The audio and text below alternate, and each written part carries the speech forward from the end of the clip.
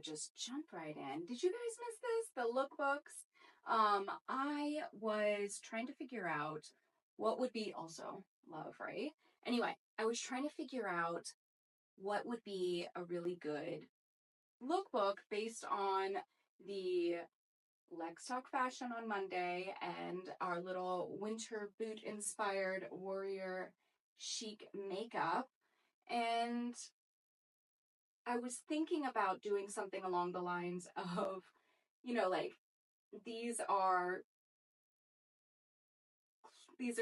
clothing, this is clothing that can be chosen based on, say, the media that we watch, right? So like be it Handmaid's Tale or the Hunger Games, that dystopian sort of fascist state dictatorship that kind of takes over the country. And then I realized that there's too much of that already in real life. And so I thought, I don't know. And then I was like, well, what if I did a lookbook based on certain outfits and then people can try and figure out who that character is based off of, and is that character a good person, right? The hero or the villain, right? And then I was like, no, because a lot of times villains will dress, as we talked about on Monday, will try to dress like they are the hero. Give them lots of badges and medals, awards, surround themselves with uh, colors that might give you hope and power, red or white, that sort of thing. And then I was like, not everything is just so cut and dry or black and white. And so then I was like, you know what? Why don't we just try and do a lookbook based on black and white outfits I can come up with? And you can tell me if what I'm wearing seems like it might be for the hero or for the villain. And the other thing that I kind of wanted to touch upon too is that I got a little bit into a tiff with someone about the patriarchy, and they were rolling their eyes, oh, the patriarchy, it's not a thing. I hate to break it to you, but it is very much a thing. And the thing is that women are often used as one of the most insidious ways that the patriarchy continues because of their own internalized misogyny. And it is their internalized misogyny and the way they attack and go after other women that keeps the status quo, that keeps the patriarchy in power. And so in a way, like I was thinking about all these shows and these movies, and in the case of Handmaid's Tale, we have Serena Joy, who wrote the whole, Project 2025 of that, so to speak, of, women being subservient to men. And so she, because of her own internalized misogyny, helped perpetuate and continue the power struggle between men and women, as opposed to equality for men and women and everything in between, right? And so we also have characters like Effie from the Hunger Games, and she was the escort, and she for the Mockingjay, right? She was the escort for our hero, and in the beginning, we did not like her. She was exuberant and very flashy and obvious with her style, and that's what she cared about on the surface, what you saw. And then because of that, she had her own idea of what was important. And then as she grew to become attached to the hero, she kind of realized the real importance of not just, looking the part, right? And so that was her job too, was that she had to create a narrative. She had to make her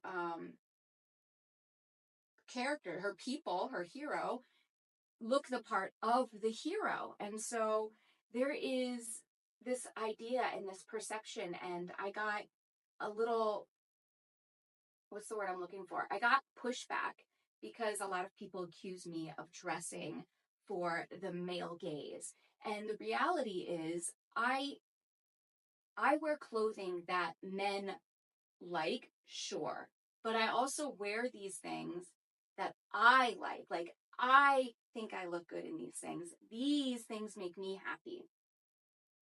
Unfortunately, it falls into a situation where the male gaze and men will sexualize me and find what I'm wearing to be sexual or object, like I'm an object in some way. And so therefore I'm playing into the patriarchy by wearing clothes that are pleasing to men. The reality though is, even though I've been shamed for this, is that we are living in a patriarchy. And the unfortunate reality is, if you if your appearance, which is more than what is, that is like, that's like the first thing people judge you on, right?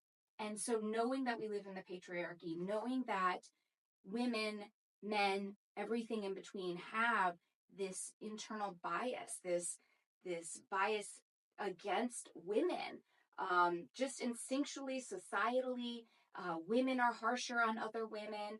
Men obviously see women as the enemy.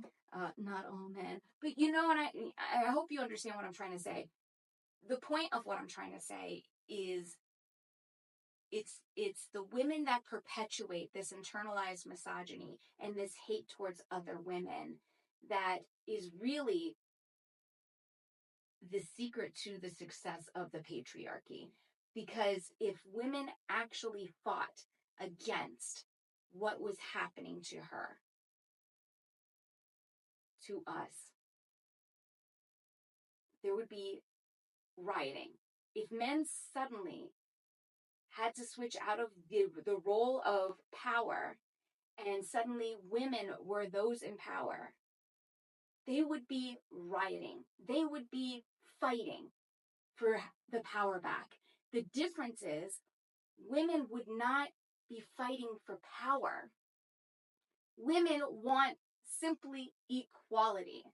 And we crave power so that we can make things equal and equitable. And men have this idea that if women were to come into power, women would force all men to grovel at their feet and treat men as they treat women in some subhuman, subservient sort of way. When the reality is, that is not how women operate. And so by keeping women under men's thumb, under the patriarchy, or any minority, right? It doesn't have to be women necessarily, but anybody who is not masculine or strong, they must be put in their place. I guess that kind of went on really long, but the point is, nothing is black and white. And everything I said, of course there are nuances to all of it. The thing is, we need to understand, and we need to admit, and we need to make sure that we recognize that we are living under the patriarchy, and the patriarchy is not good for anyone. It's not good for women. It's not good for men. It's not good for anybody in between. It's about competition. It's about cruelty. It's about power. But that's not what we want. We want to be a community. We want to work together. Why does there have to be adversity, right? And so by making us divisive and separate and accusing one or the other of being salacious or whatever, right? You are already separating the people, and the people who want all the power and who want to hurt others. The patriarchy thrives with that. They thrive when we are separated, because we are fighting amongst ourselves and they are just taking and soul sucking from all of us. And so that's kind of what I wanted to talk about. But anyway, I just also wanted to create fun outfits based on black and white. Right, Suki? What, baby? What? Yes, we agree. We're in agreement. Come here. You're such a good girl. Come here. Anyway. So what we're trying to say is that we need to come together. And the first thing we need to do is take down the patriarchy. Right, Suki? We need to destroy the patriarchy. And we need to support each other. And instead of tearing each other down, we need to fix each other's crowns. And it all starts with women. Women coming together. Women understanding that we are the power, and that we have the power to make change. And we need to stop tearing each other down and make sure every single person has their voice, has their own power. Right? And is supported. And has full bodily autonomy, like men. Right? We deserve to have that too. Anyway, let me get into the next outfit. Who was I? Okay, next. All right, I just wanted to show you an option of being able to wear a full-length dress and then just putting a cute black sweater on top. I wanted to show you that, you know, if you think you don't have anything, you absolutely do. This is just one of those dresses that I got for like 20 bucks on TikTok. It's that lace one. If I go any higher, you're gonna get lots of boobage, so I'm not going to, because you don't pay me enough for that. Anyway. But anyway, and then I just put one of my beautiful oversized sweaters. Mom and I actually got this one time together. She has hers and I have mine. And we got this at Nordstrom Rack, I think. Yeah, it's so cozy and wonderful, and I haven't worn it in so long. And all I did was kind of tuck it here in the back, because I could just let it hang like that, but I think there's something to be said, you know, to kind of just cinch it in the back, give it a little more shape and style. And yeah, but anyway, that's what I like. I'm not doing it for the male gaze. This makes me happy. I like how small my waist is, so I'm going to emphasize that. It's not for you, it's for me. Anyway, but yeah, so I like the juxtaposition of the white lace and the soft wool, you know, cozy cotton material next to it. I think that the black and white really looks beautiful together. And of course I have the same shoes on, the rhinestone Badgley Mishkas that I found. I want to say these ones I found at Off the Fifth. I have another pair of Badgleys that I found at Nordstrom Rack. I'm telling you, if you know where to look, you can find some real gems. But yeah, so I just wanted to share another beautiful black and white fit. I have two more. And yeah, one is very like Chanel inspired. You'll recognize it immediately, but I do have one little accessory that's new that I'm very excited to share with you. So let's get into it. Next.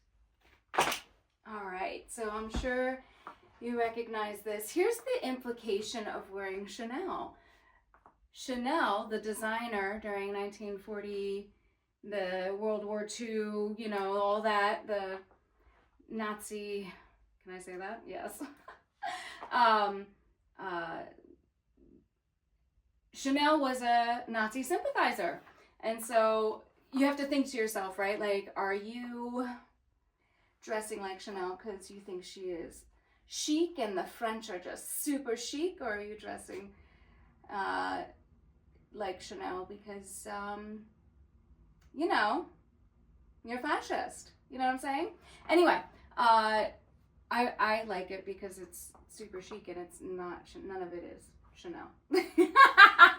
Because I am a cheap, poor, not poor, but you know, I don't have Chanel money. Let's put it that way. I barely have Costco money, okay? Like, I barely have ShopRite money, all right? Anyway, yeah, so there's that aspect of it. Now, when you want to think about the women's movement, white women, they got the ability to vote in 1920. Black women, women of color, they were not allowed to vote until 1960.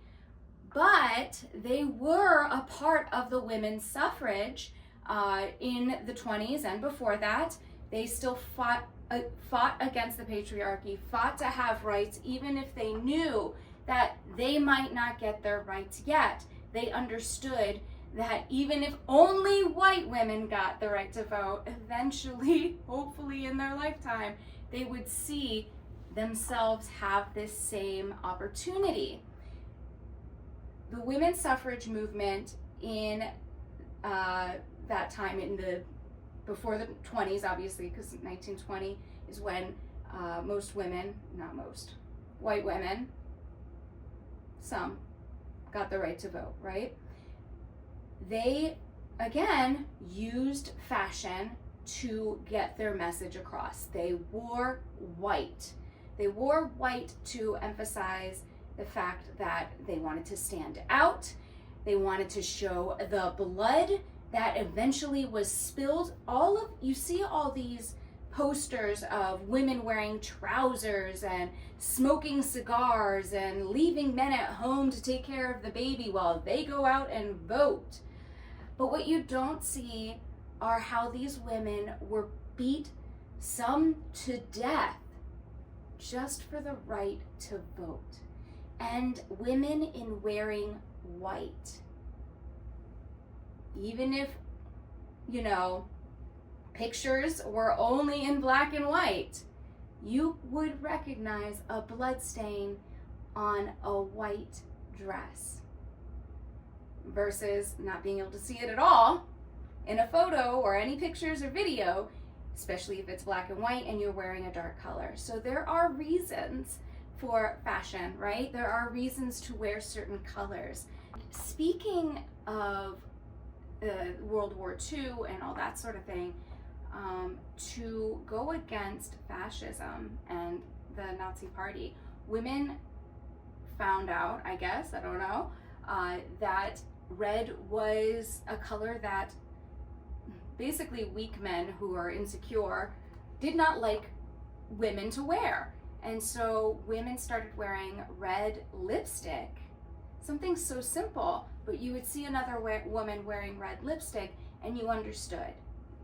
You're against the Nazi Party, you're against fascism, you're about progression, right? You're about, you know, rights for everyone. You are about making the world a better place instead of killing millions of people simply because of some insane ideology, right? And so in that simple seeing the red lip, women were coming together and were making a statement. And so I thought it was really interesting when I also learned that there are these insignificant people that say, oh, if you ever say, or if I ever see you wearing red lipstick in any of your profile pictures, we're not dating. That is an insecure man. That is a man who is probably a Nazi, but also a man who cannot handle a woman who is independent and wants to control her. So yeah, there's that aspect as well. Anyway, I have one more look. So let's do it. Well, this is the last and final look of my Black and White series, when we all know everything is just a little bit gray. Oh, let's not do that. let's not do that, actually. Maybe just this one. No, we're gonna do this one. I know you probably weren't expecting a history lesson, or whether or not you cared, but if you're here, then yeah, you probably kind of saw it coming. So you're welcome. I hope you did learn something. I hope you gained something from this, not just how to style black and white clothing, but also, you know, that we are all under the patriarchy, and it is as bad as it seems. And men, if the idea of what women endure daily scares you, even if it's as simple as women having to carry their keys between their knuckles because they're not sure if they're going to make it to their car safely, if that scares you and you don't want that reality, understand that if you take down the patriarchy, it will not ever be your reality. And if you take down the patriarchy, it won't have to be anybody's reality. But that's only if you take down the patriarchy. So if you haven't figured it out, that is the goal. And I'm sure we can do it as long as we all work together. And this is not just a message to men, but also a message to women and everyone in between. Stop criticizing, taking down, hurting, and being cruel to other women because you are projecting your own insecurities onto her. Stop it. We need to work together. We need to come together if we want this world to be a better place. And that's all I have to say about that. So yes, anyway, I hope you have an amazing day. No, generally, actually, I really do hope you have an amazing day. If you made it this far, then you are about the message. If you didn't make it this far, it's probably because I triggered you in some way. And that's fine, just I hope you come back and then finish it and understand this isn't me attacking anyone except for the patriarchy. And the patriarchy isn't one person, but it is all of us together. And so we need to break it. It needs to go. But yeah, I really do hope you have an amazing day. And thank you truly again for spending time with me today. You could be anywhere and you are here with me, and I really truly appreciate it. So thank you, and I will see you tomorrow. Until next time.